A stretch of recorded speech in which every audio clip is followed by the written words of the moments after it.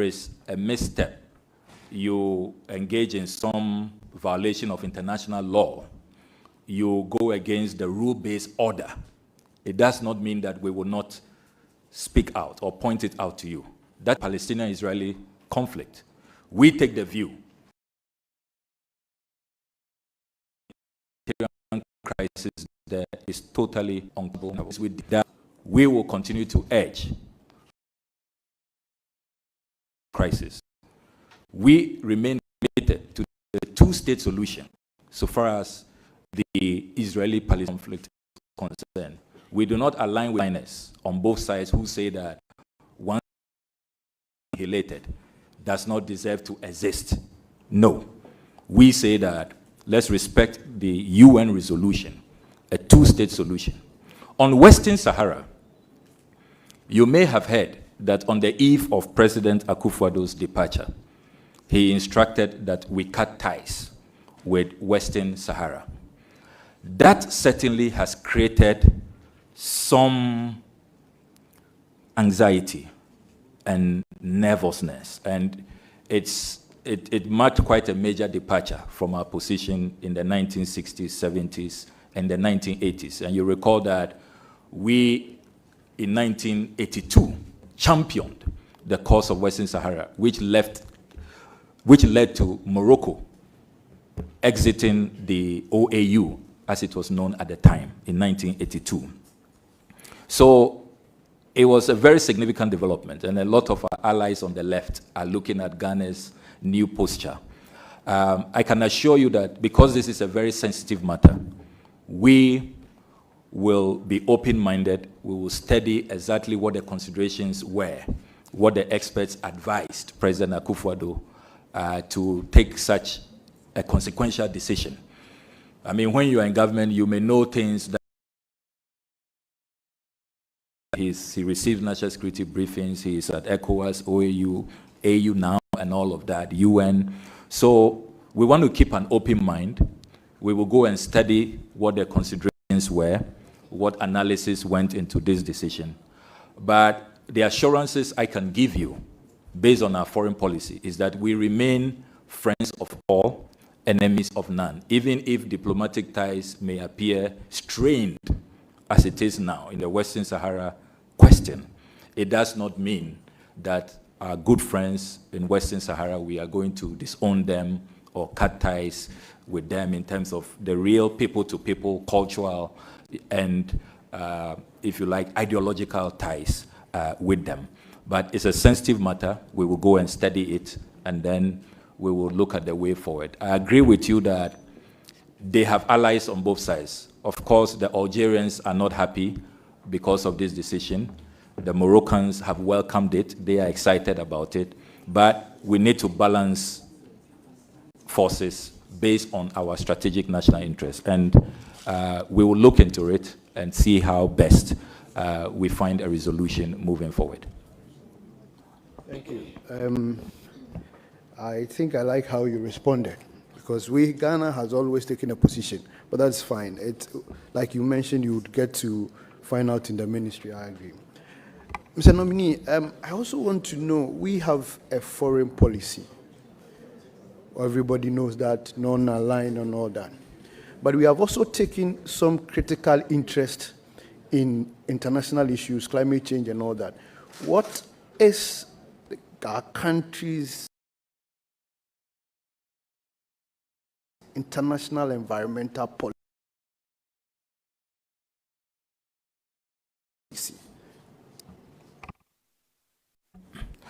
Another very important question, and for our generation, that if we do not change our way of life, and that is why the COP meetings have become so crucial. Unfortunately, the big players and the big polluters, we are not seeing consistency.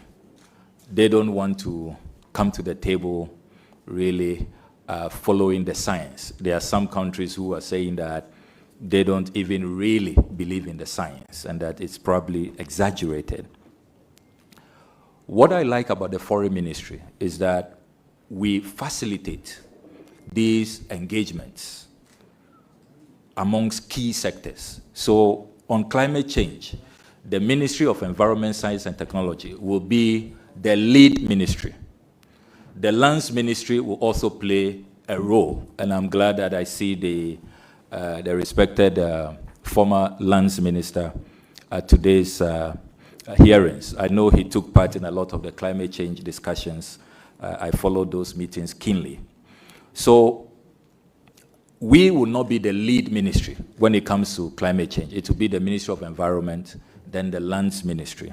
But we are happy to coordinate, to facilitate the meetings, and to make sure that Ghana is committed to our international obligations.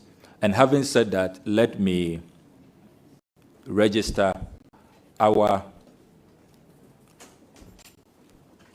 unhappiness at the latest withdrawal by the United States of America from the Paris Climate Accord. That was a very key intervention in the climate change agenda. Ghana played a leading role, I recall, under President Mahama, who was president at the time. That has clearly created a division, and we will continue to urge our big brothers and sisters to come back to the climate change agenda and to commit to a new global order comes to climate issues. So that's how I respond. Thank you. Chairman, a last follow-up on this. The nominee, Honorable member, you are either asking your last question.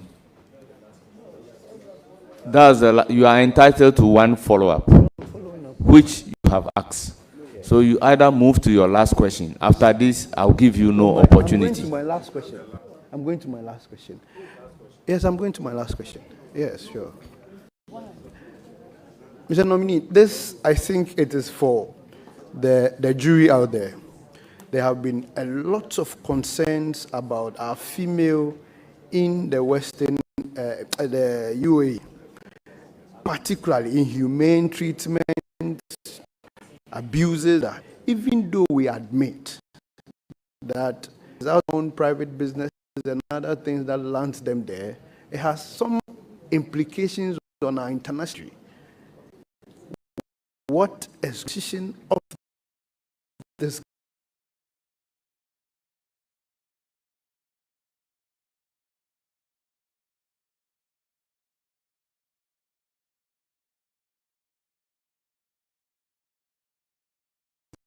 There's a whole lot of inhumane abuses and all that. What will be the clear-cut position of this government? Once again, let me commend you for this well-researched question. And this is a matter that I am very passionate about. One of the priority areas that His Excellency John Dramani Mahama has tasked me to work on is how the Foreign Ministry is repositioned to help resolve the unemployment crisis in our country. Unemployment has moved from about 8.6% in 2016 to 14.7% currently, according to the Ghana Statistical Service. We need to make sure that this migration that is going on because of the search for employment benefits our country, it is regulated, and it's a win-win situation. Countries like Cuba, Indonesia, because of their strategic foreign policy, have been able to use their foreign policy. They sign bilateral agreements with other countries. They export labor. So their citizens are well catered for because everything has been signed, is done legally. So their rights are protected. A portion of revenue goes to the country, and then there's another portion that goes to the workers, particularly the Cuban Medical Brigade, if we are to look at the Cuban model. So under my leadership, I will seek to aggressively pursue economic diplomacy in a way that allows for bilateral agreements to be signed. There are many countries looking for Ghanaian nurses, looking for Ghanaian teachers, looking for Ghanaian professionals, looking for Ghanaian workers in the domestic setting. artisans. Why can't we take advantage of that to solve our unemployment crisis and also to regulate the space so that what is happening in the Gulf to some of our workers, our fellow compatriots, is addressed? When these receiving countries know that the labor they have received is not from some clandestine agency engaged in some, human trafficking operation, they will be mindful in how they treat these workers. So expect that one of our priority areas will be using foreign policy to address unemployment. We can make sure that brain drain becomes brain gain, where these bilateral agreements will help create jobs for the young people of our country. You go out there to the UK as a nurse, as a doctor, if it's probably for a 5-year period, you get some new skills, you build capacity, you can decide to come back with some good, foreign currency, and the country also benefits. So expect that we'll formalize these arrangements and we'll be very deliberate and aggressive about it to create jobs for our young people. Thank you very much. Mr. Speaker, I want to commend the nominee and once again congratulate him for his appointment. I move to give the floor to Honorable Oko Vanderpoy.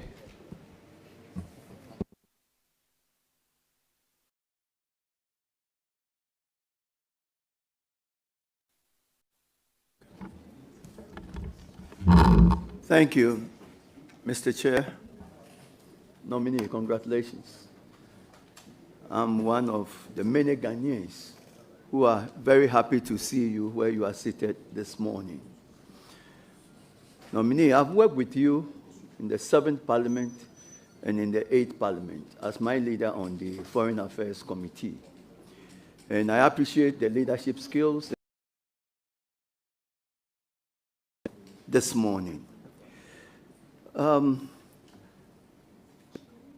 When you get to the ministry, what would be some of your priority areas?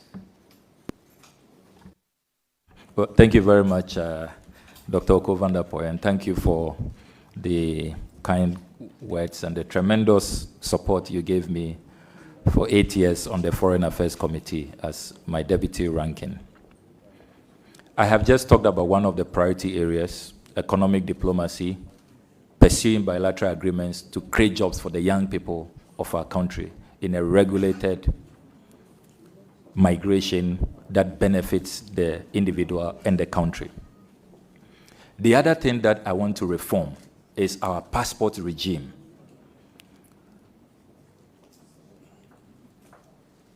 There are too many complaints about how difficult it is to get passports and to get them in good time. I have been going through some briefs, and I noticed that we have a backlog of over 70,000 passports that have not been collected. Then there are issues with the middlemen, Goro boys, and all of that. I recall the former foreign minister, the Honorable Sheila Yokobuchi, storming the passport office in frustration and saying that, look, this crisis cannot continue. I would like to use technology to reform our passport regime. I don't think that we should still be requiring Ghanaians who have a Ghana card to go to passport office for their biometrics. This system of silos. Honorable nominee, the question was your priority areas. You mentioned economic diplomacy, and you mentioned passport acquisition. If there is any other, mention it to us so that we can make progress. Well, thank you, Chairman. I thought that you would be interested in the details, how I'm going to implement these reforms. So just to be brief, I get your cue. I would want to engage the Ministry of Communications. I've already started talks with the Honorable Sam George, so that you don't need to go to a passport application center if you have a Ghana card. We should be able to interface. It should be possible to sit at home, apply for your passport. And then also, I want to end this business of going back to the passport office for your passport is so outmoded. We can engage courier services to send your passport to you at home or in the office. So modernizing the whole regime as we move from the current biometric to chip embedded passports will be a matter of importance to me. Then the third one, as I conclude, is a reform of the institution, the Foreign Service. I would like to introduce a department that will focus on delivery, the delivery unit. I want us to give clear KPIs to our ambassadors and our high commissioners. Now, where we are in the current global ecosystem, you can't be relying on aid, relying on loans, relying on other countries. Let's aggressively pursue economic diplomacy. When we send you there as an ambassador, it's not just to be attending events. You must bring us something home that will impact the lives of the people. How many investors are you bringing in? How many industries? FDI and all of that. So they will be giving clear KPIs. Because if you look at last year's budget, we spent more than 875 million Ghana cedis on our foreign service staff alone. That's almost $1 billion. And you ask yourself, these 71 missions out there, what are they bringing in? And that is why many people think foreign affairs is so removed, is so abstract. What do we even get from foreign ministry? We are going to change that perception. Clear KPIs, you must bring something home. If within 1 year we are not seeing benefits, you will be reshuffled so that we'll send in ambassadors who will be more dynamic, who will be proactive.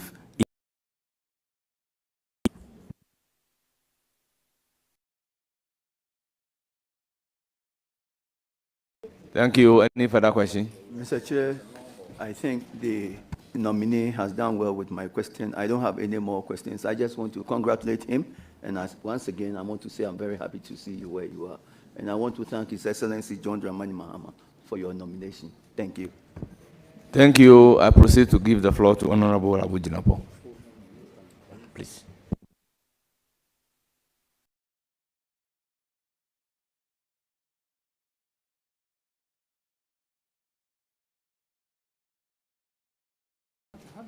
Thank Honorable, you have the floor. Thank you very much, Mr. Chairman. Mr. Chairman, let me begin by congratulating the Honorable Okudzeto Ablakwa for his nomination to this very high office as, and occupying the shoes of statesmen like Nana Addo Dankwa Akufo-Addo, Obeda Samoa, Victor Gbewo, and the rest, especially at his age, is quite a significant achievement. And warm congratulations, Honorable nominee. Mr. Chairman, Ghana's policy, foreign policy, since 1957, has essentially been non-aligned. And as the nominee himself articulated in one of his responses, if I would say, we neither look left or right, we look forward, and we don't take sides. Indeed, if you look at the NDC manifesto, specifically page 160, you will see that that same policy is articulated. And then President Mahama, in his inaugural address, also reiterates the point. Mr. Chairman, I followed the nominee. I've read most of his articles, his presentations, news articles about him and all of that. And it is clear on the evidence that the nominee is a leftist. It's a leftist. I would say he's a socialist. I will refrain myself from saying that he's a communist. I will refrain myself from saying so. You will see, Mr. Chairman, that the nominee, for example, wrote a tribute to His Excellency John Pombi Makafuli and delivered it on the floor of Parliament when he died on 17th March 2021. And therefore, Mr. Chairman, the nominee's views are known as a radical left. How is he going to marry his obvious personal ideological leanings and inclinations, which he's on many occasions said he's very proud of, in wiggling his way through this complex international geopolitics of the left and right as it relates to Ghana's policy of non-aligned? Thank you. This question could have been asked without making reference to all those documents. Please proceed to answer the question. Well, thank you very much, Mr. Chairman. And Mr. Chairman, let me place on record that I am not a communist. Of course, I am left of center. All of us in the NDC subscribe to the left of center political ideology, which we are very, very proud of. His Excellency John Dramani Mahama has worn the badge proudly because we believe in the welfare state and we believe in humanism to our economic interventions that don't encourage exploitation, particularly by a few elites. So you are right about where I belong ideologically, left of center, which is where my party, the NDC, belongs. So I am very much at home. Having said that, let us remember Kwame Nkrumah's tact and skillful approach to our foreign policy. Kwame, a bipolar era, still get the Americans to support him in the construction of the Akosombo Dam and to still have the Russians to help him in building our atomic agency. So that model is what we must adopt. So our friends know where we belong ideologically, but they respect us and they know that we don't mean harm or we don't bear grudge or have any malice. We are friends of all and enemies to none. So be rest assured that even though I have left leanings, I will be very objective in pursuing our foreign policy, which Article 40 says must be guided by our national interests. Kwame Nkrumah did it, President Mahama has been doing it, receiving support from all sides. And in the current multipolar world, be rest assured that I will attend to this responsibility with all fairness and objectivity. Note from my CV that in the 8th Parliament, I was chair of the Ghana-Cuba Parliamentary Friendship Association, but also very active in our U.S. Ghana Parliamentary Friendship Association. Indeed, a proud member of the American Council of Young Political Leaders. So there are a few of us who straddle and who are liked by all sides because we are very objective in our dealings. So be rest assured, I consider myself a good friend of all the forces at play in the global arena. Chairman, that is reassuring, and I think, Mr. Chairman, it's important that we lay the proper foundations before we ask the questions so that both the nominee and the country... Please don't litigate with me. No, I'm not litigating, Chairman. I'm just... So I have a follow-up question. Now, again, Mr. Chairman, the nominee is on record to have, you know, if you want, not so much criticize, but raise substantive and significant issues with Ukraine as opposed to the West in the Ukraine-Russian war. And I have an article here where the nominee indicates that the war between Russia and Ukraine, which has been roundedly condemned by all international organizations, the United Nations, African Union, ECOWAS, and the rest, is as a result of Ukrainians' failure of foreign policy. Mr. Chairman, also the nominee is on record to have taken issues with the West in its dealings with Israel as it relates to the Israeli-Palestinian conflict. And the point I seek to make is that the nominee is obviously, in his years of activism, taking sides in these two major international conflicts of the world. If he gets the nod of this committee and parliament, how is he going to navigate his way through this complex issue of Ukraine-Russian war, Palestinian-Israeli war, mindful of its rippling effects in the global geopolitics? How's he going to do that? Thank you. Well, thank you very much. And let me commend the Honorable Abu Jinapo for the well-researched question. The challenge that we all face, I've served on the appointments committee, is that you have to summarize. And so you can't read these articles in full.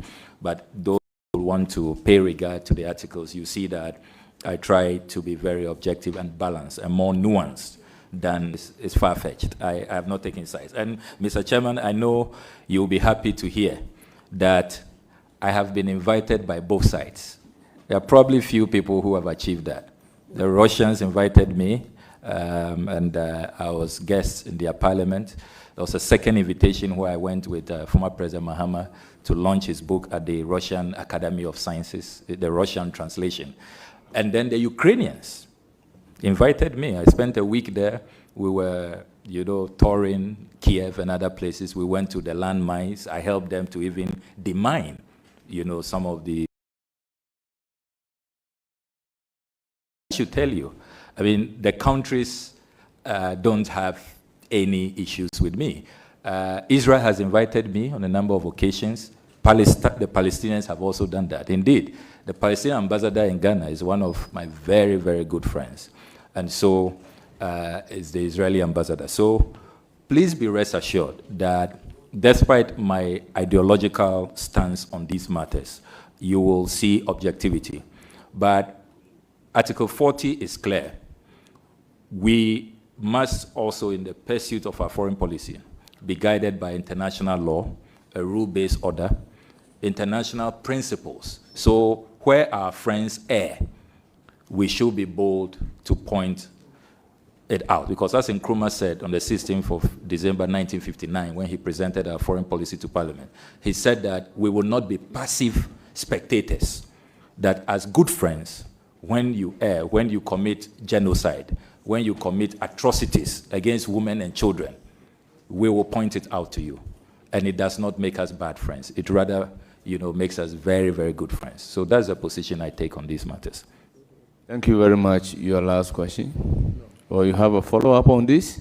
This was a follow-up on the first question. It cannot be. No, it was. It cannot be. I said so that it was a follow-up. No. The fact that you said so doesn't mean it should be a follow-up. No, it was Please, a follow-up. ask a follow-up question whether he is taking sides in these various wars that we have mentioned. Please go ahead with a follow-up question on this. Mr. Chairman, respectfully, I asked a question about his leanings on taking sides, and I made a follow-up on the specific issue of whether or not you take sides. It was all about taking sides. Thank you. Was how is he going to marry? No, it was taking sides. And then I gave a specific example, whether you take sides. Please, your last question. Last question? If you have a follow-up on this, I will allow it. Mr. Chairman, no. This is it. I can give you the documentations I use. No, because it's a follow-up. It was a follow-up on the first question. Thank you. So, Mr. Chairman, the question I want to ask the nominee, which is the second question, is the nominee, if he's given the nod as foreign minister, as I said initially, is a very high office. And as he himself has been articulating, it will require, in his words, rules-based. It will require a lot of fairness, objectivity, and all of that.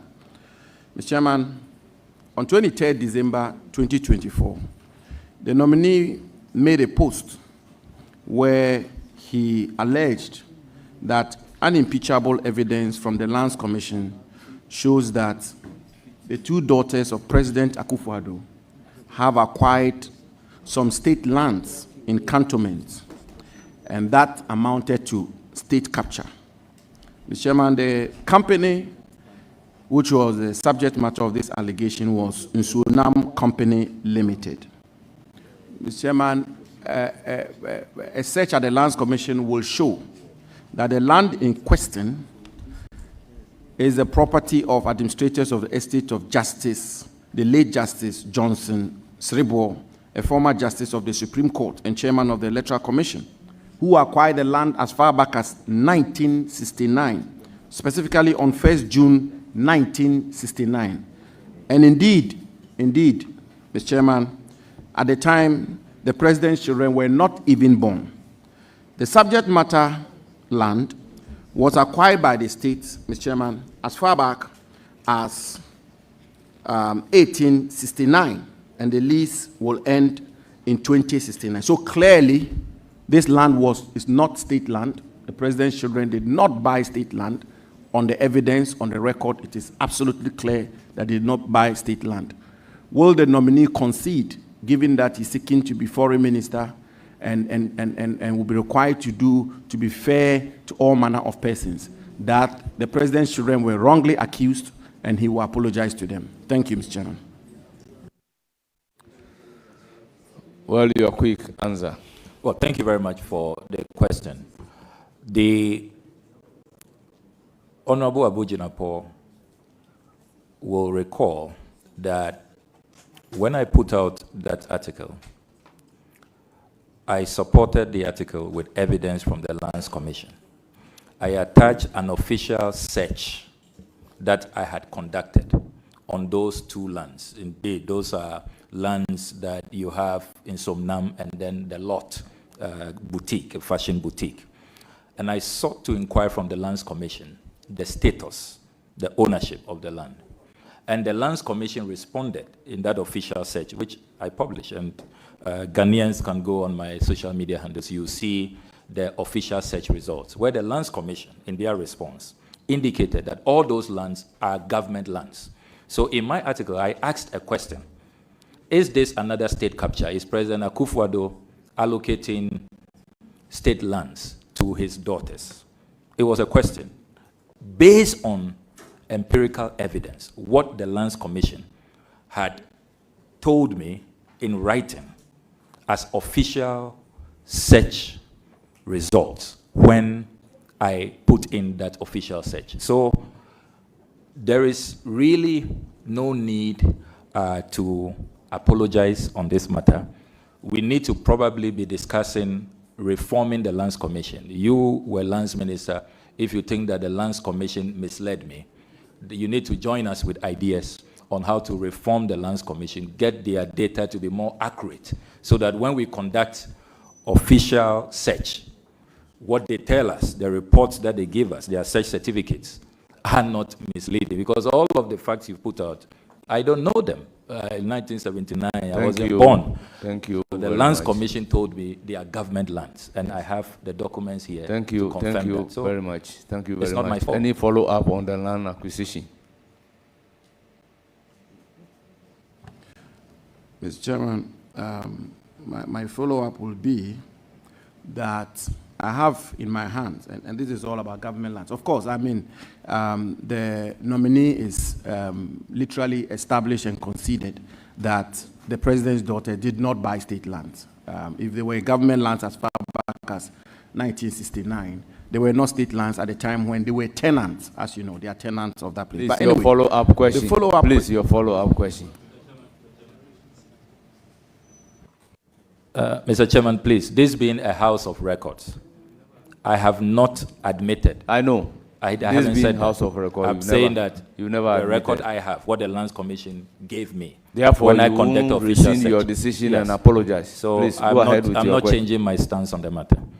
I've not litigated that. I will not litigate that. All that I said was that the evidence is clear that the land was bought as far back as 1969. The president's children are just tenants, so they did not buy state land. That's the point I'm making. It's not, I'm not litigating with you, Mr. Nominee. I'm just setting the record straight that they did not buy state land as you suggested. So, Mr. Chairman, the follow-up will be, and this really is flowing from the issue of the nominee's standing and reputation on the protection of public funds, state lands, and all of that. And the question is simple. I mean, I know the chairman is in a hurry to move on with his vetting. So long as the question relates to the acquisition as a follow-up, I will allow it. Yes. But if not, I will overrule you. Well, it relates to the protection of state estates, generally speaking. And the question is very simple. In that protection, Mr. Chairman, you will see that the nominee has, on multiple occasions, asked for, quote, the state to eschew frivolous foreign travels by government officials, end quote, and gone at great length to make the point about how we need to be frugal. I know that a foreign minister travels on first-class ticket. Will he travel on economy ticket when he's made foreign minister? Accordingly, the question is overruled. There can't be a follow-up question on acquisition of land. You are done. I don't give the floor to Honorable Ziwera. Honorable Ziwera, you have the floor.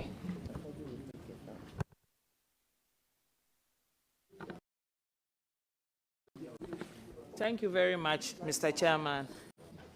Thank you for the opportunity to congratulate my boss and my mentor and to wish him well. Congratulations, Honorable Ablakwa. Your leadership has been exemplary. Mr. Chairman, I served with Honorable Ablakwa on the Foreign Affairs Committee. And if you look for a team player, you'll find it in Honorable Ablakwa. Honorable Ablakwa, extent of knowledge in the foreign ministry and international relations makes him the best choice, actually, for this position. And I want to commend highly President Mahama for giving us this choice. We know that with your extensive experience, with your knowledge, and with your excellent human relations, you are going to lift the flag of Ghana very high in the Committee of Nations. I can only wish you well, and I say congratulations, Honorable Ablakwa. Thank you very much. Well, thank you very much. Thank you. Thank you. Order. Order. Thank you. Order. Order. I proceed to give the floor to Honorable Sowa. Thank you, Honorable Chairman. Honorable nominee, my Anglican brother, I wish to congratulate you on your nomination by His Excellency, the President of the Republic of Ghana, John Dramani Mahama. And I am sure and I trust that you are going to deliver well to the people of Ghana. My question, how will you make our embassies and high commissions more responsive to Ghanaians in the diaspora? Well, thank you very much, Honorable Odole. I call her the MP with the most embassies in Ghana. Virtually all the embassies and high commissions are in her constituency. This is a very, very important question, and Ghanaians in the diaspora are really concerned about how our embassies and high commissions can be more responsive. As ranking member, I advocated strongly for the establishment of a consular fund. I was shocked to learn that our hardworking foreign service staff have to sometimes contribute their own money from their pockets to assist distressed Ghanaians out there who need consular assistance. In the budget for the foreign service, we don't have a line item for consular relations. And you know, under the Vienna Convention on Consular Relations, 1963, countries must extend these courtesies to their citizens. So, as foreign minister, when given the nod, I will make sure that we establish the consular fund.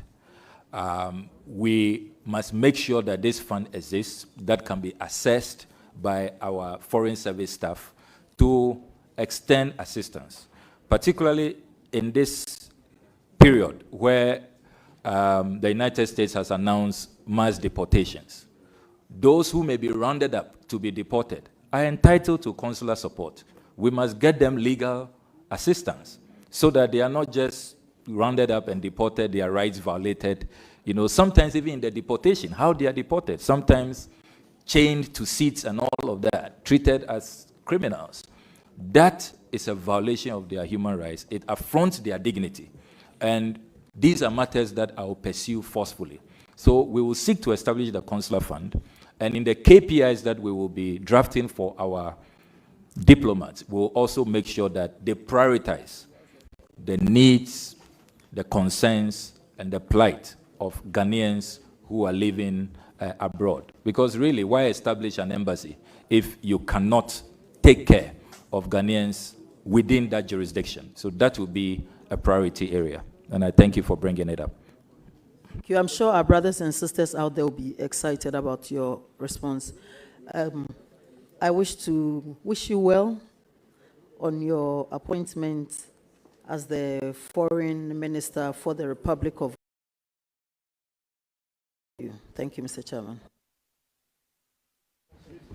Thank you. Thank you very much. I proceed to recognize Honorable Amprechum.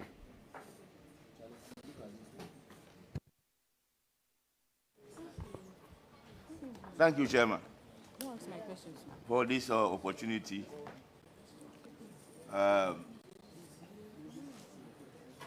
Honorable Sami, we meet again.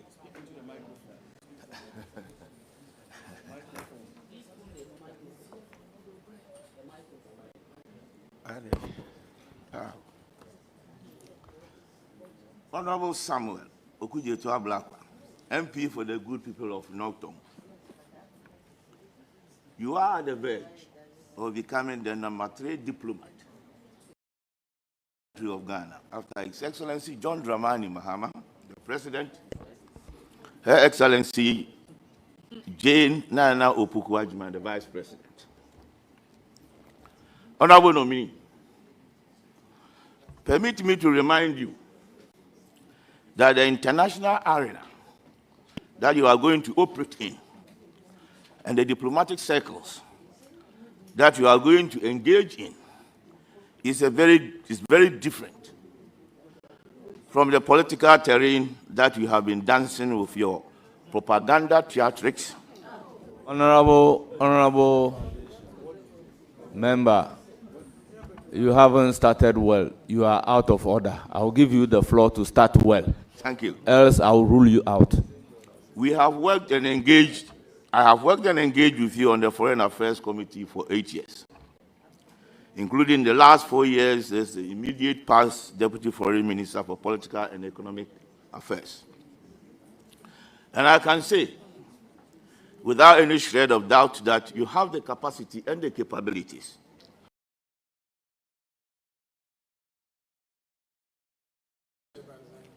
if, and only if, you change your suit of giving disinformation. And I have 2 references for making that point, and it's extremely important, Mr. Chairman. Thank you very much. The question is overruled. Ask another question. Mr. Ablakwa, some 3 or 4 years back, you started a crusade when the ministry was about to purchase a chancellery in Oslo. You came up with all kinds of stories that eventually turned out to be untrue. Eventually, it encouraged a Norwegian lawyer to take Ghana government to court, which eventually ended up in the Supreme Court of Norway. Even though we won it, it cost us a lot of money because of what you did, the information that you put out there, which, like I said, encouraged the Norwegian lawyer to pursue a matter which he had no case. Order. That is number 1. Number 2, recently, Please, You are you also put asking out- one question or you are asking two questions at the same time? No. Mr. Chairman, I am laying the foundation for the question. Please. I'm laying the foundation for the question.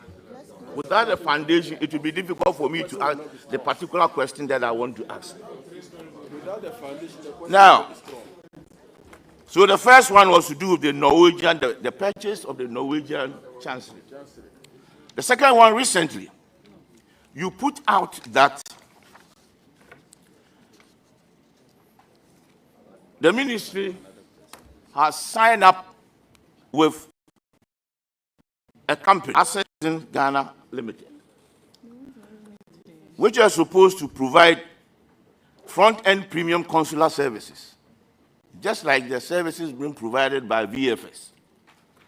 And Assets Ghana is providing that services to some selected missions abroad. Your accusation was that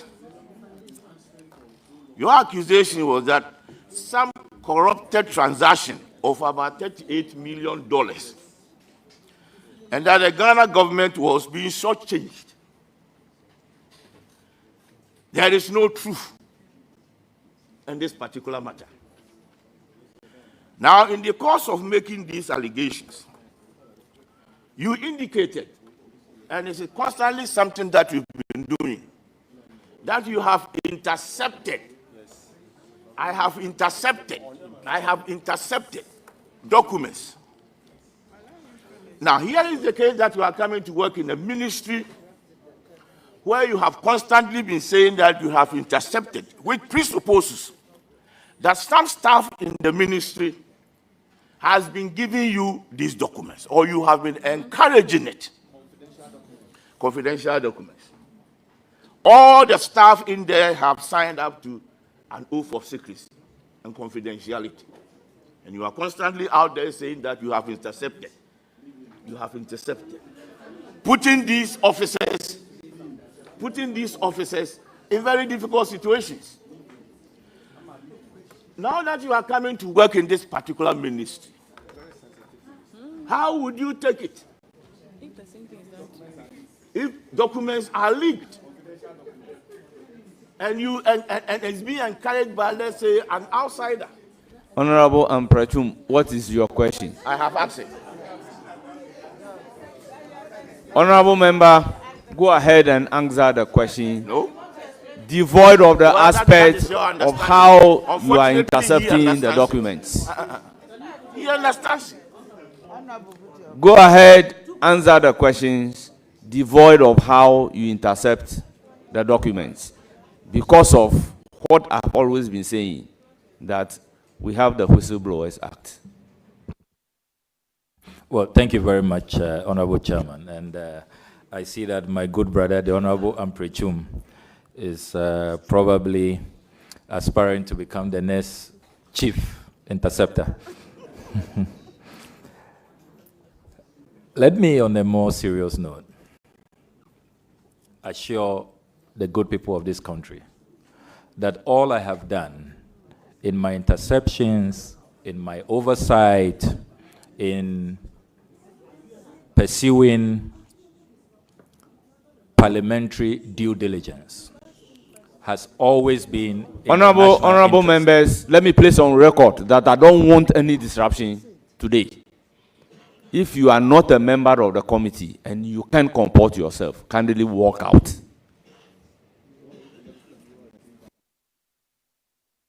Well, thank you very much, Mr. Chairman. Mr. Chairman, as I was saying, all the interceptions, the parliamentary oversight, the due diligence I have carried out as MP and ranking member on the Foreign Affairs Committee has been in the national interest. Indeed, many Ghanaians have celebrated me for saving this country's billions of dollars, not cedis, dollars. I can go through which have saved this country billions of dollars. And I would have thought that my colleague would be commending me for saving this country billions of dollars. On the specific matters you raise, Oslo Chancery purchase. Again, I should be commended that I saved this country $12.2 million. Remember that you had appeared before us that you were going to purchase that chancery. You brought us the information that you were about to purchase that chancery based on the $50 million facility that the Honorable Hannah Tete secured before she left the ministry. I then decided to carry out due diligence.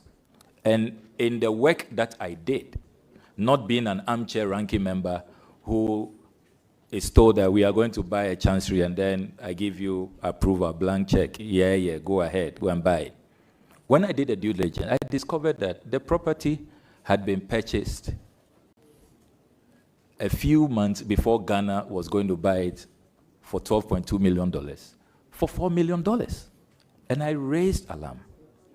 Indeed, the court documents that I have read, and you rightly confirmed that the Norwegian property owner took the government of Ghana to court. The defense of Ghana is that your ministry, the foreign ministry, did not authorize the official who went to commit Ghana. And that is why Ghana then won the case, and that official was chastised that she didn't have the full approval and authorization to go purchase that chancery. So what I put out was not false.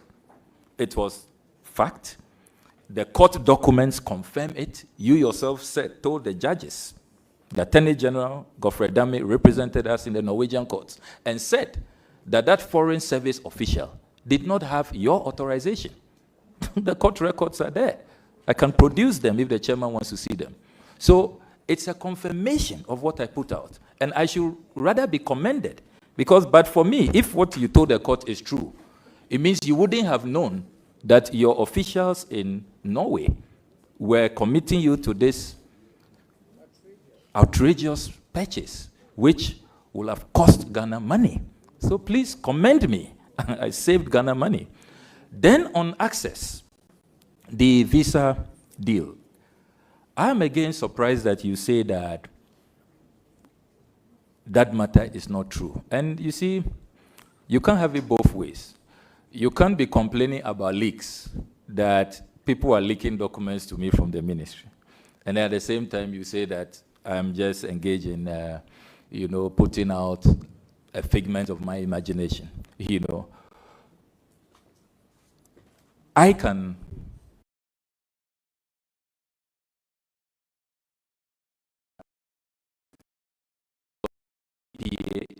if it was a PPP arrangement, it required parliamentary approval. All of that was not followed. So they showed me documents confirming that the ministry has rescinded, has backed out of the deal. And indeed, they've gotten access to write a letter committing that they were no longer going ahead with that agreement. Again, I saved Ghana $38 million. So, please, I know that sometimes when we carry out our oversight, it may not be pleasing to you, but we do it not with malice, not because we don't like you. It's just love for country. As I always say, for God and country. It's a tough job. I'm not happy that so some of you will not like me and all of that. But somebody has to do it. Somebody has to step in and save the country money. And that's my only motivation. All the scandals I've put out have been confirmed. Indeed, those who even went to court seeking to take me on, they lost. Check all the court cases. Because I make sure that I always secure unimpeachable, irrefutable, and incontrovertible evidence before I put these matters out. Thank you. Thank you very much. Any further question? Question. Mr. Chairman, I go back to this 38 million. It is not true that you have saved Ghana 38 million. Ghana was not going Honorable to member, it is not for you to establish. It is not for you to establish whether it is true or it is not true. If you want to go that tangent, we may not be able to You have asked a question, the nominee has provided the answer. So how do we create the opportunity for you to say it is not true? He also say it is true. So please take his answer, whether true or not. So proceed to answer, to ask another question. Before due respect, in that particular transaction, Ghana government was not going to pay any money. That is the point I am making. So if Ghana government is not going to pay any money, how do you save Ghana government that money? That is the point I'm making. Is that your question? That is the point I was just trying to clarify. You are not here to make a point. You can put that to him as a question, and then you can elicit the answer. Okay. Mr. Nominee, would you agree with me that was the investigation that you did, and you said the briefing that you had from the officers at the ministry,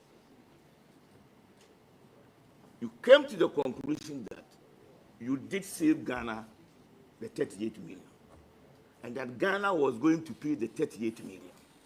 And if that was the case, can you please tell the committee how that payment was going to... Honorable Chairman, I thought that the former Honorable Deputy Minister will confirm that they have backed out of that agreement since my expose. I think that's a more fundamental point, that if you felt that nothing untoward had happened, that everything was kosher, that it was a good deal, why did you run away from it when, I did the expose? So please, you are not entitled to ask him questions. So provide answers. Yes, Chairman, to the question. I appreciate the guidance. So let's be clear. The $38 million is what Access, the company, stood to benefit from that agreement, based on the percentage that will go to that company. If the current arrangement is maintained, where the embassies are allowed to carry out their visa processing, that money comes to Ghana, which is the current arrangement. That is why the head of missions were not happy about this arrangement, because Ghana was going to lose money. You were taking money out of the missions, out of IGF, for a private entity. That was the nature of the transaction. That is why I conclude, based on the conservative analysis we did, that we have saved Ghana $38 million. And I can make the agreement available, Mr. Chairman, if the committee would want to see it. Thank you very much. Any Chairman, further questions, or you are done? There are further questions. I don't want to go there again, because I was highly involved in this particular matter that he's spoken about. Mr. Chairman, I will want to ask the nominee, honorable nominee, in the international multilateral arena, it is changing rapidly. Big alliances are reshaping in a very dynamic ways. How do you plan to champion a strong African representation in the international systems? Well, thank you very much for this well-informed question. And I wish I had 1 hour to answer this, but I certainly don't. You are right. Did you say you need 1 hour to answer the question? I said I certainly don't have that. So please. So, Mr. Chairman, first of all, the changing global dynamics have to be appreciated. We are clearly now in a multipolar world. We've moved from unipolar to bipolar. Now we are in multipolar. We are seeing the growing influence of the BRICS countries. Some of our citizens are even beginning to mount pressure that perhaps we should join BRICS, just as Nigeria did a few weeks ago. And we all know that BRICS is now presenting very interesting options. They have the new development bank, which has about $100 billion available in there, a combined GDP of about 27 trillion US dollars, 40% of the world's population. So in terms of market, that is a large market share. And we all know that our biggest trading partner now is China. And China is at the center, is right in there, in this BRICS arrangement. So I think that Africa should really come to this table in a united way. Imagine what we can achieve, as Osajifo said, if we unite. At the UN, for example, the African bloc is the biggest bloc. We have more votes at the UN, but unfortunately we are not united. We don't vote in a particular way. Different, considerations. And it's the same challenge even with trade. Intra-Africa trade is still hovering under 20%.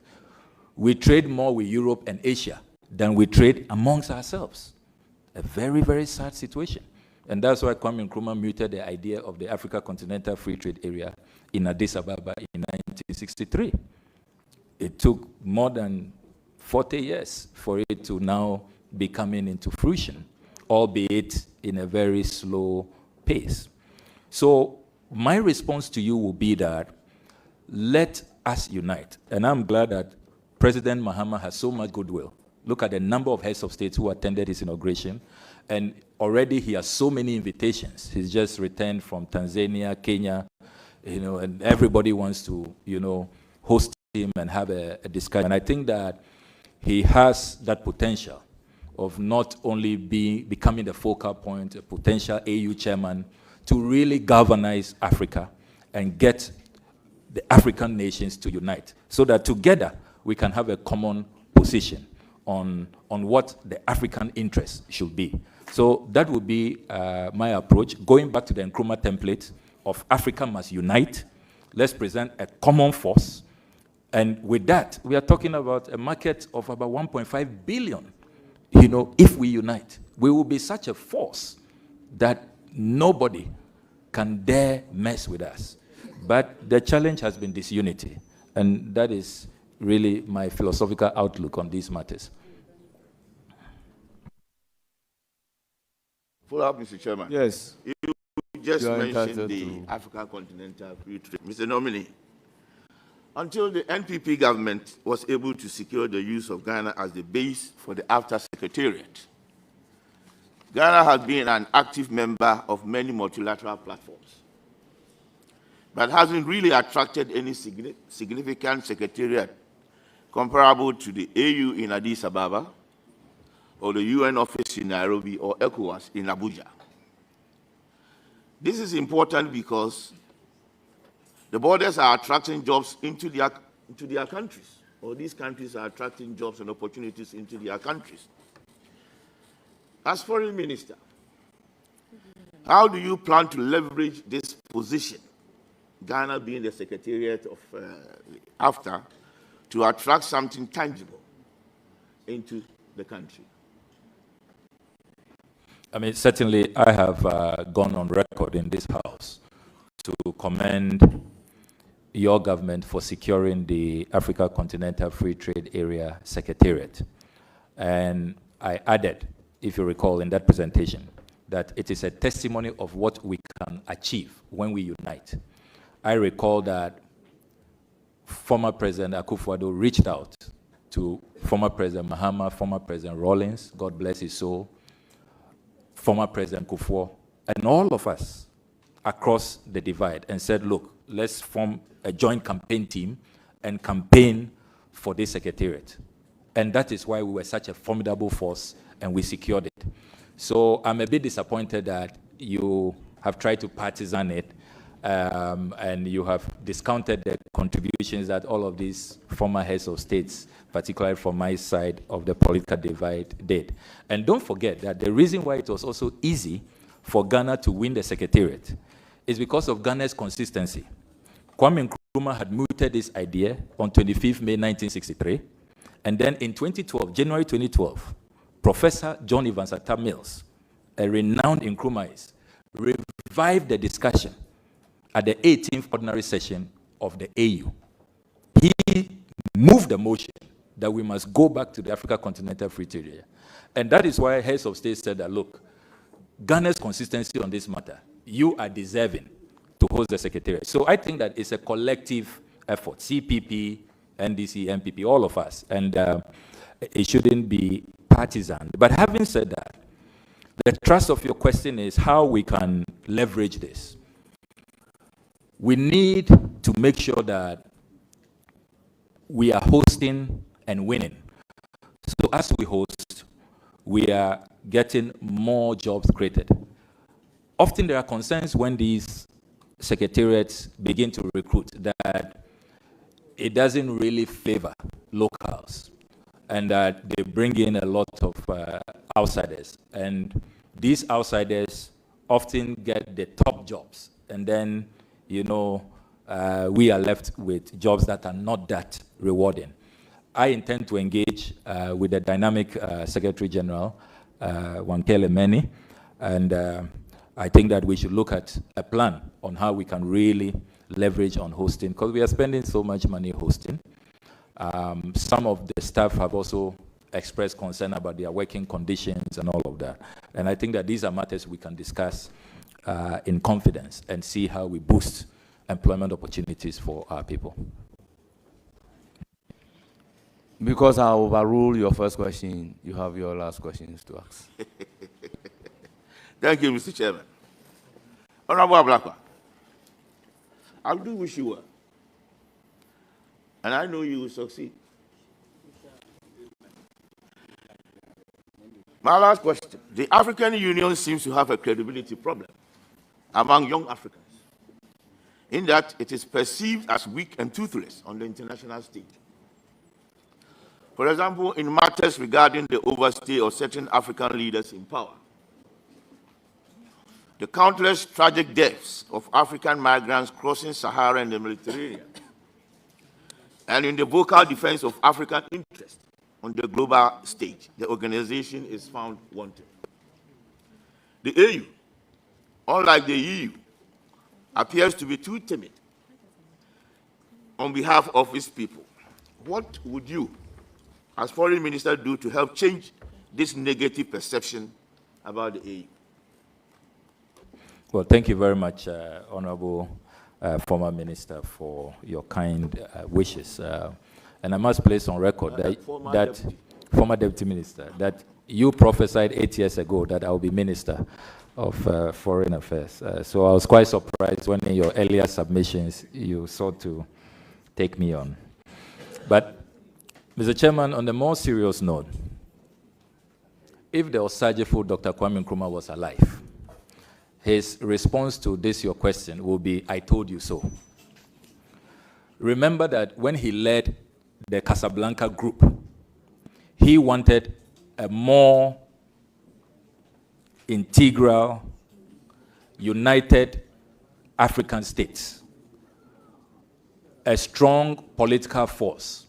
He added that we must have a standby force, military force, we must have a bank, we must have a common currency, we must remove all trade barriers, trade tariffs, artificial borders, which are relics of the Berlin Conference when Otto von Bismarck called his friends in Europe and shared Africa amongst themselves. But unfortunately, the Monrovia group prevailed, and they said, let's have a loose union without an Africa standby force, without a bank, and all of these, you know, political structures that the visionary Kwame Nkrumah put forward. So I think at the heart of this perception of the AU is about continental Africa unity and how we must go back to the original Nkrumah blueprint, as was espoused by the Casablanca group. And I am glad that already those talks have begun within the AU. There are massive reforms going on. Indeed, some countries have even said that they will not pay their full access contributions unless they see greater reform and see the AU become more, you know, transparent and more, you know, beneficial to the African people. So it's good that those discussions are continuing. President Paul Kagame is leading the reforms, and President Mahama has already struck a very good, chord with him, and I'm sure that they will continue to champion those reforms. But ultimately, you may call me an Nkrumahist, but ultimately, we must go back to Kwame Nkrumah's vision of the United States of Africa. That really is what will make the AU strong and more impactful. I will proceed to give the floor to my follow-up, please. Your follow-up on this. My question. Very well, very well. Mr. Nominee, let me take you on to social media, because you are a key player in that particular area. It has become a source of misinformation and disinformation, undermining the ability of leaders in West Africa to mobilize public support for its decisions and development agenda. You are one of the leading politicians who uses social media a lot to get your message and interest across. Looking at the generality of the situation and the concerns across the political divide, what are some of the initiatives that you will promote to overcome this dangerous development? Well, thank you very much. I take the view that social media is a double-edged sword. It can be a force for good, and then if it's misused, it can be weaponized and used as a destructive element. I think that African leaders should become conscious of the new age, new media, and we should encourage more transparency. My view is that if African leaders and African governments adopt an open governance architecture, if they are more transparent, they are more accountable, then the people will know. Knowledge is power. It will not be easy for the people to be misled. Unfortunately, in Africa, you struggle to get information.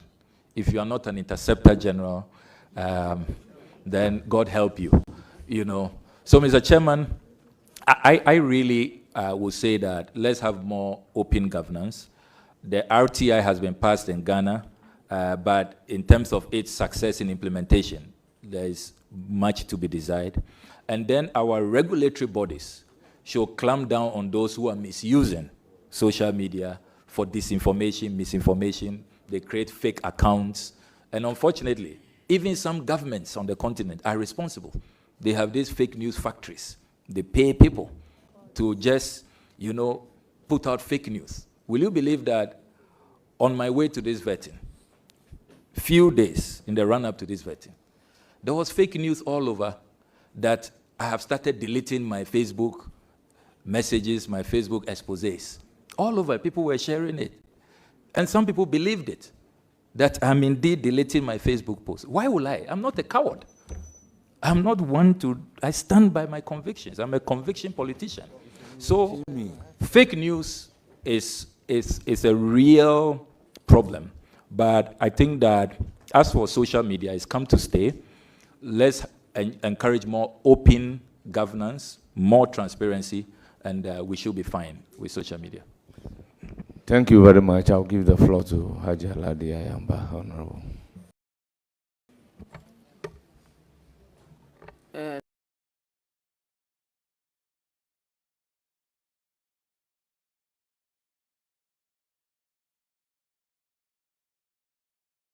Thank you, Mr. Chairman. Always soared high. I like the energy and the way you have always been able to work. And I would say, indeed, His Excellency John Dramani Mahama has done exactly what is expected to him, because he has rewarded hard work for not only the party, but Ghana as a whole, and for all of us. Now, my question is, there is an acronym that has now become an international song. When even people say it, others will begin running. Someone wanted to say helter skelter and said skelter skelter. So, and the acronym is ORAL. Operation Recover or Loot. I know you wouldn't belong to any team that will be doing anything adverse. So far, my observations and what I've seen, it has been good. Because I've listened, I have watched.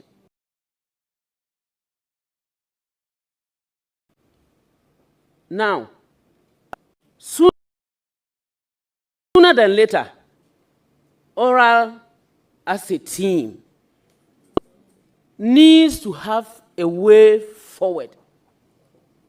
What is Oral going to do so that all the things that you have done, the time, and now that you are not even being paid, you are just doing a yeoman's job, it wouldn't go waste. We would actually benefit from it. And then, can you tell us also, apart from the way forward, can you tell us also, this particular activity that you have undertaken, how much have you saved Ghanaians from these corrupt activities that has bedeviled the country and taken so much from Ghanaian taxpayers? Thank you. Honorable member, proceed to ask the question. But because we don't have any evidence of evaluation of how much Oral has been able to save, proceed to answer the question minus that. Thank you very much. Well, thank you very much, Honorable Chairman. And let me commend my big sister for her question and thank her for her kind words. She's been one of our mothers. We all go to her for advice, and she's always generous with her counseling and guidance. Mr. Chairman, as I said in my introduction, one of the jobs that I am so proud of, and I'll remain ever so proud of, is this sacrificial job to chair Oral, Operation Recover All Loot, which is a major plank in President Mahama's anti-corruption drive. The establishment of Oral is such a masterstroke, and President Mahama ought to be commended. I can reveal to you today that since Oral was established, just by the establishment of the team and we receiving information from the general public, we have saved this country 20 bungalows which were going to be demolished. 20. And I can provide the list. Occupied by staff of Research Department of the Foreign Affairs, the Ministry of Gender, the CSIR. Bulldozers had moved in, but because they called the Oral Secretariat, and we then called National Security to take action, they were able to protect these bungalows. I have not added the Du Bois Center, the NDA lands, which were about to be captured. So President Mahama has saved this country a great deal with the establishment of Oral, and all of us must support Oral. Now we are having an international discussion. Many people forget that Oral has international dimensions. I need not remind our colleagues here that President Nana Addo Dankwa Akufo-Addo has been an Oral champion in the international arena. Why do I say that? He has been advocating for reparation, that our colonial masters who looted Africa, they should bring it back, return our monies, our artifacts, return the loot. So I'm so shocked that our friends who started Oral even before President Mahama won the election in the international arena, when they come home, they don't want to hear about Oral. This is quite remarkable. You know, and I would have thought that charity will begin at home. You want the Brits and the French and the Dutch and others to return the loot. But back home, you want looters to go scot-free. let's not do anything about looting. I find it really contradictory. So let's see some consistency. The other international dimension about oral is that if you check the ECOWAS protocols, the AU Charter, and all the UN charters and all of that, anti-corruption is a major, major plank. According to the World Bank, Africa is losing about $88 billion every year because of corruption. $88 billion, and those are conservative estimates. Imagine what that money, if it stays in the continent, used for the development of the people's welfare, how our continent will look like. So as for oral, all of us must support it. And if you look at what has gone on in this country over the last 8 years, look, I have a tall list of monies that can be retrieved. SkyTrain, we can get our $2.5 million back. Ejapa, we can get our $12 million back. National Cathedral, we can get our $58 million back. Honorable member, these are projections. Yes. Are these projections? Projections. Honorable member. Projections. Honorable no, member. but I think that it's important to contextualize so that, you see, when we talk about oral, people discuss oral in abstract terms. This House, Mr. Chairman, and it's unfortunate that the ranking member is not here. Mr. Chairman, if you pardon me.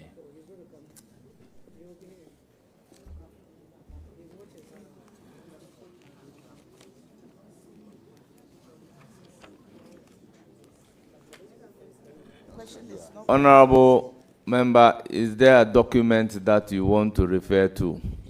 Yes, please, and to also table the document. You need to seek leave to refer to it. Yes, Mr. Chairman, I want to first secure the document, and then I will table it with your permission. Pardon me, I have quite a number of documents here.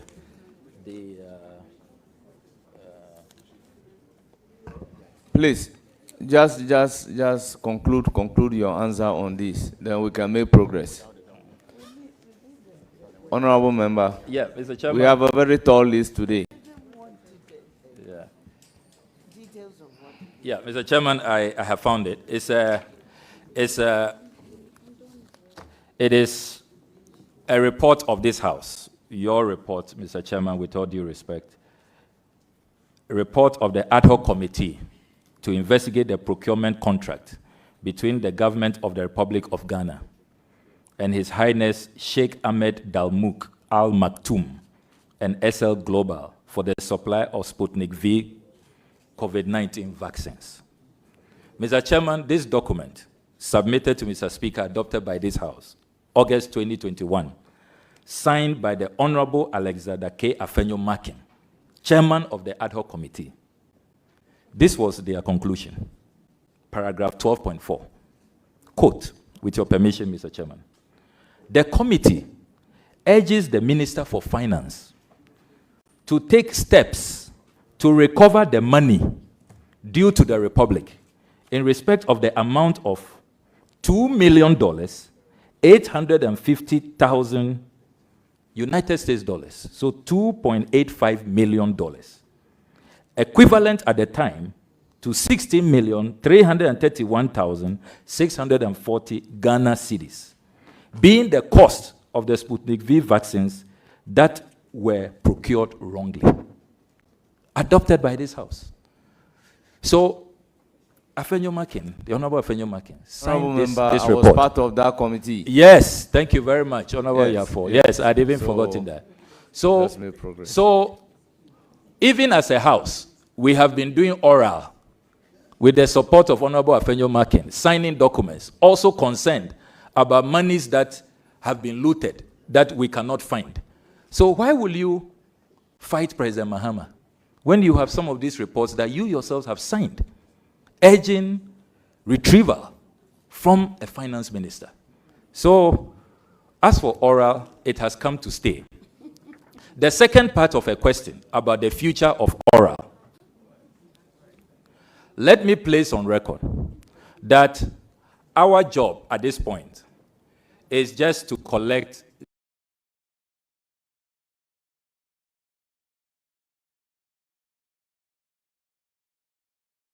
the Honorable information. member, just limit yourself to Yes. the scope of the question. Yes.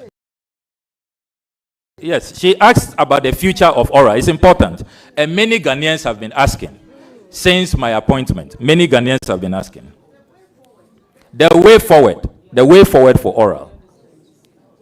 The way forward for oral is that all the information that have come from patriotic Ghanaians, we will be handing over our report soon, in the next few days, to His Excellency the President, the appointor. And then he will decide with his Attorney General on the second phase of ORA, which is the execution phase, the retrieval phase. Thank you very phase. much. So that is a few.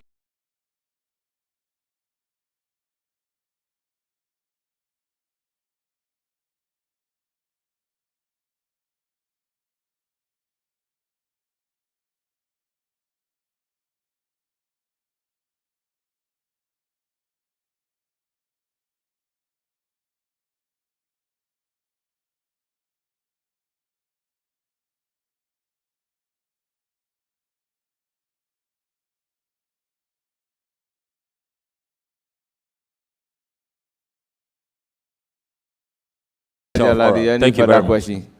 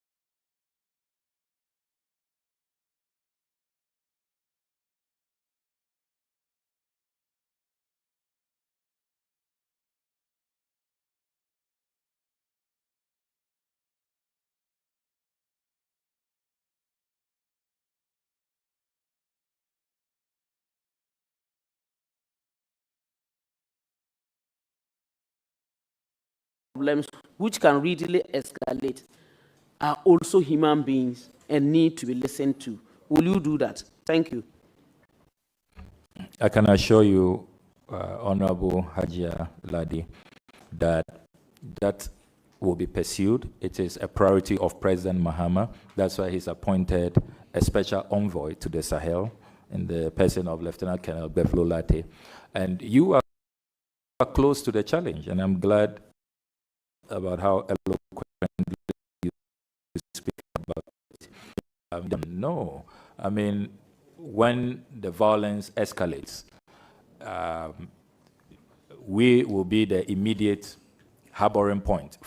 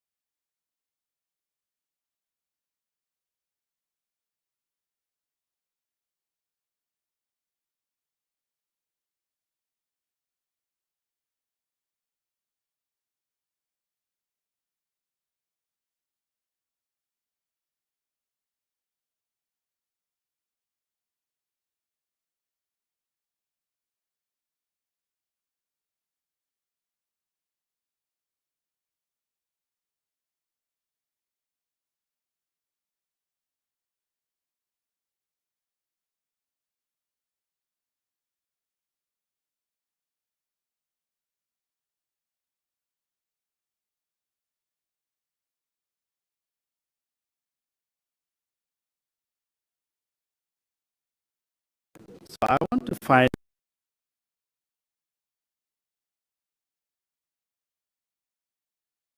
out how, now that you are a foreign minister, in the resume, you are the chairperson or chairman of Oral, and you are also becoming, God's willing, the next foreign minister. How do you intend to marry the two? Thank you. Well, thank you very much. A very brilliant Thank you question. very much, but let me place on record that you are not yet a foreign minister unless you are giving the nod. Thank you. Proceed to answer the question. Well, thank you very much, Mr. Chairman. A very brilliant question. And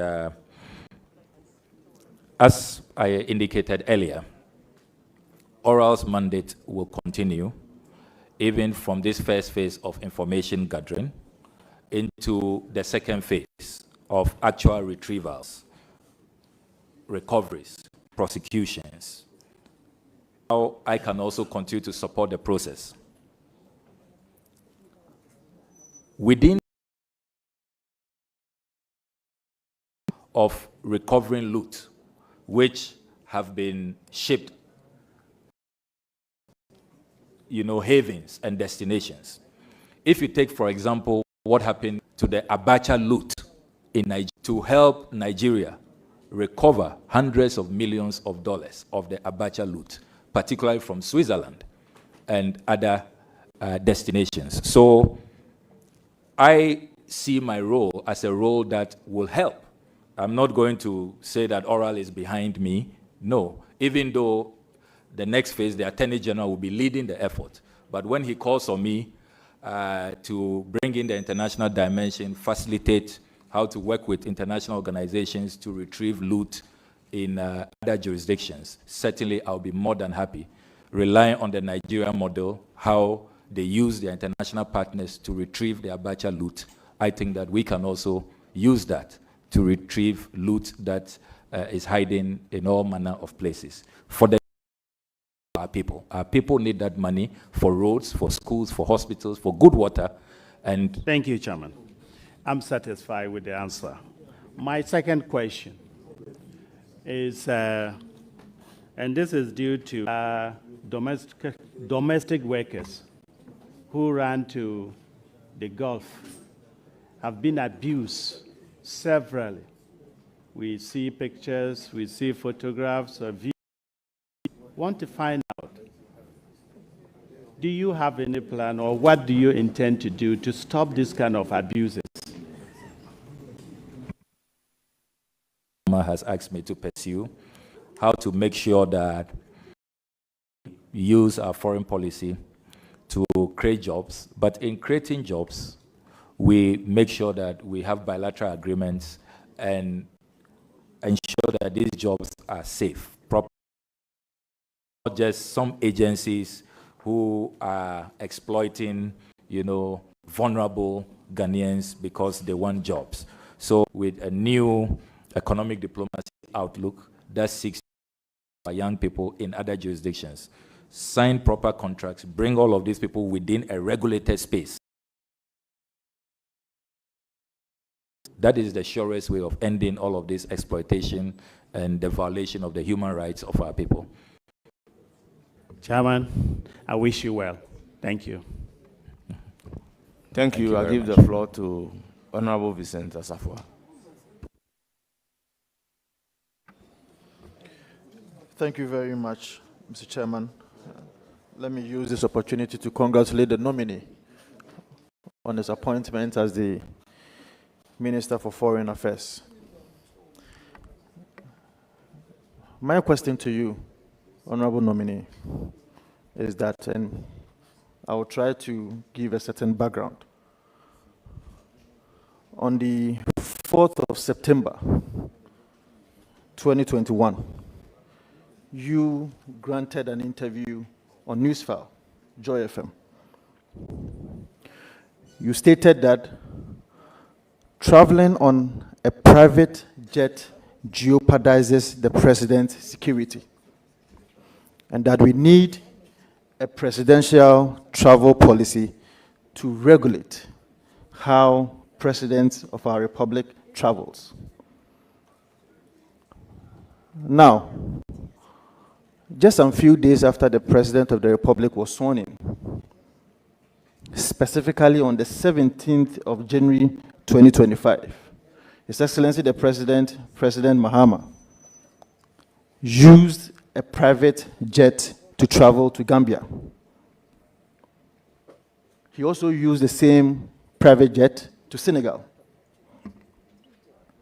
Now, my question to you is, will you condemn this action of the president, as you have done in previous times when presidents use private jets? And if given the nod to become the Minister for Foreign Affairs, when should we expect the presidential travel policy that you proposed to the people of Ghana? Thank you very much. The first question is, will you condemn, then when you come to office, the travel policy? Well, thank you very much. It is important for us to put this matter in the proper context. And let us not compare, apples and, if you like, pepper. Because you just can't compare them. My campaign against the non-use of the presidential jet, which this parliament approved $37 million at the time for the purchase in 2008 under the President Kufuor regime, was largely about protecting the public purse, a cost-saving concern is what I had. That why do we have a functioning presidential jet in pristine condition, and we will be spending 20,000 euros an hour renting luxury jets? That is the matter I raised, and I have the Hansard here. The Hansard of 16 June 2021. I filed an urgent question. And Mr. Chairman, if you 012 with your permission, I'm not going to read. I'm just summarizing. I know that time is of the essence. You see here from column 012, the Minister for Defense at the time, the Honorable Nitiwo, coming up with all kinds of excuses that you couldn't even shower in our presidential jet and all of that, which we found bizarre. So, put my concerns in proper context. It is about wastage, profligacy, the dissipation of scarce resources. That's the fundamental concern. Now, in the case of President Mahama, President Mahama is using his brother's private jet without paying for it. We are not being charged 20,000 euros an hour by the celebrated entrepreneur and business mogul, Ibrahim Mahama. What the presidency has explained is that in the initial days of the presidency, they asked the Ghana Air Force to present a report, conduct an assessment and present a report on whether the presidential jet was fit for purpose. The Ghana Air Force had delayed in their submission, and in the interim, his brother stepped in. We didn't pay for it. There was no financial loss to the state. I can confirm to you that since the Ghana Air Force presented its report, I remember that on the floor of this house, the former Minister for Defense told us that he can confirm jet is sufficient. Because when I was on this campaign in 2021, he was telling us the jet wasn't fit for purpose. But suddenly, under a different president, it's such a great jet which can be used. So